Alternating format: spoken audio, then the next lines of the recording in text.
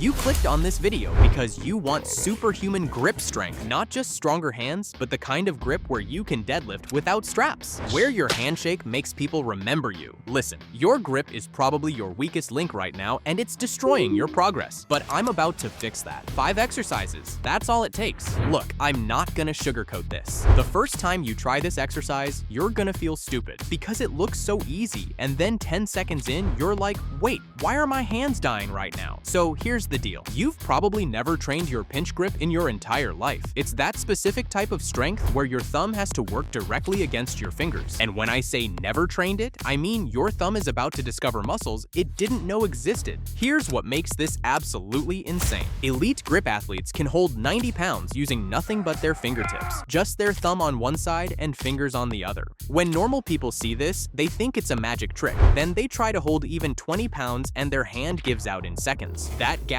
between you and them, that's what we're about to close. Here's how. Grab 2 weight plates, press them together, smooth sides facing out. This is critical. Smooth sides mean 0 friction. Your fingers get no help here. Now, your only job is to hold. Start with 10 to 15 seconds. If your hand is shaking before that, go lighter. If it feels too easy, add more weight or hold longer. Do 3 to 5 sets per hand. Rest about a minute between because your grip burns out fast. Work up to 30-second holds with your starting weight. Then add more plates. Keep building until you're holding weight that would have been impossible when you started. Now, let me ask you something. How long can you hold your entire body weight with just your hands? Most people have never actually tested this, and when they finally do, the number is embarrassing. There's this test they do in the Special Forces. Simple test, brutal results. They take recruits and make them hang from a bar. Just hang. The average person drops in under 30 seconds. Their fingers open or forearms give out, and they're standing there wondering how something that looked so easy became so impossible so fast. But the guys who make it through, they're hanging there for 2, 3, sometimes 4 minutes straight. Same bar, same test, and a completely different outcome. So what's the difference? It's not strength. You don't need massive muscles to hang from a bar. It's something else. It's called support grip. Think about when your grip actually fails you. It's never during a single rep. It's never when you're squeezing something for 2 seconds. It's when you're holding onto something heavy and time just keeps ticking.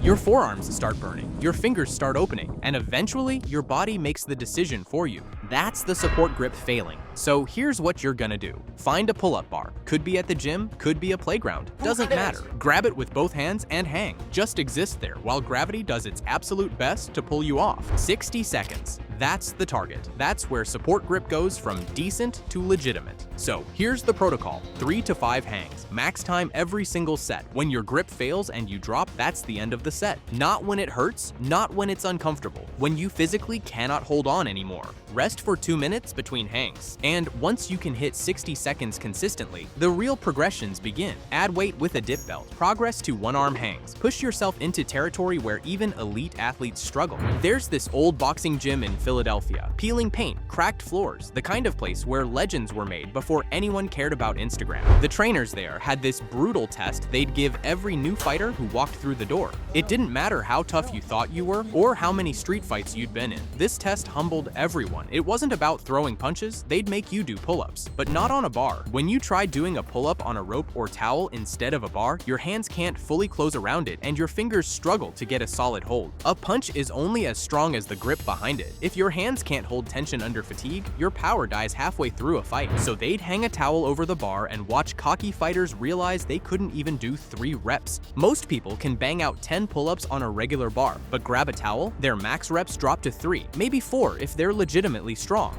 To test yourself, you only need 1 towel. Drape it over a pull-up bar and grab both ends. Now, pull. The first thing you'll notice is how much harder you have to squeeze just to stay attached. Start with 3 to 5 sets, and do however many reps you can manage with clean form. If it's too difficult, use a resistance band for assistance, or just do towel hangs. Hold the fabric and hang for time, building endurance before attempting the pull. You know what's weird about grip strength? Your hand gets really good at gripping whatever size object you train with. Like, if you only ever grab normal barbells, your fingers learn exactly how to wrap around that specific thickness, and that's great until it's not. Because here's the thing, a regular barbell is about this thick. Your fingers close around it pretty easily. Your thumb touches your other fingers. You get what's called a full grip. But what happens when you try to hold something way thicker, like a thick tree branch or one of those massive strongman bars? Your fingers don't close anymore. Your thumb and fingers are just spread out. That's thick bar training. Strong men use axle bars about 2 inches thick instead of the normal 1 inch. When you switch to thick bars, your max weight drops by 20% immediately. Not because you're weaker, but because your grip is doing triple the work. Hafthor Bjornsson deadlifts over 1,000 pounds normally, but on a thick axle bar, he's at 838 pounds. Still massive, but the thickness makes that much difference. And here's the payoff. Train with thick bars for a few weeks, then go back to normal bars. They'll feel like pencils. Your regular grip becomes insanely strong because you've been training at a huge disadvantage. So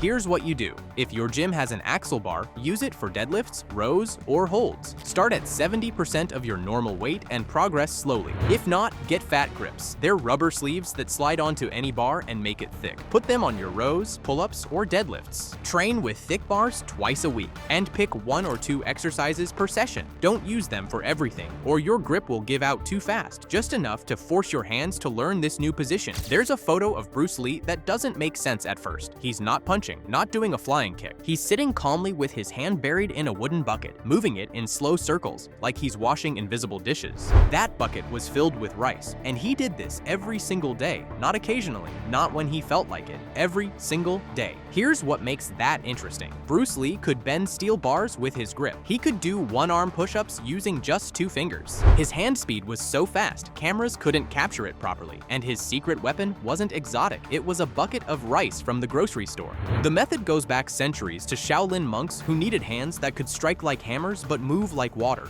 They discovered something modern grip training completely misses. Your hand isn't just designed to crush things. It's designed to move in 1,000 subtle ways. Your hand has 27 individual bones and 34 separate muscles. Every finger can move independently in multiple directions. But when's the last time you trained them that way? Here's how it works. Fill a 5-gallon bucket with 25 to 50 pounds of uncooked rice. Plunge your hands to the bottom. Then start moving. Open your hands wide, close them into fists, spread your fingers apart. Then grab the rice and squeeze. Rotate your wrists in circles. Stab each finger down 1 at a time. The rice creates resistance from every direction, not just when you squeeze, but when you spread your fingers apart and rotate your wrists. Do this for 5 to 10 minutes, 3 or 4 times a week. Your forearms will burn in the first minute, but after 2 weeks, your hands won't tire as fast. It costs just $15 to set up, and it builds grip strength no other exercise can touch. So, before you start training, let me save you from the stupid mistakes everyone makes. Mistake number 1, training grip every single day. Your grip recovers slower than any other muscle group. Those tiny tendons in your hands need serious recovery time. 3 times a week, maximum. Any more, and you're not building strength, you're building tendinitis, and then you'll spend the next 2 months unable to open a door without wincing. Mistake number 2, going too heavy too fast. Start lighter than you think you need to. If your form breaks down or you can't hit the target time, the weight is too heavy, period. Grip strength is built over months of consistent training, not one hero workout. And final warning, don't train grip before your main lifts. Train grip at the end of your workout or on separate days. Your grip should support your training, not sabotage it. Follow these rules and you'll get a superhuman grip. Ignore them and you'll just get injured.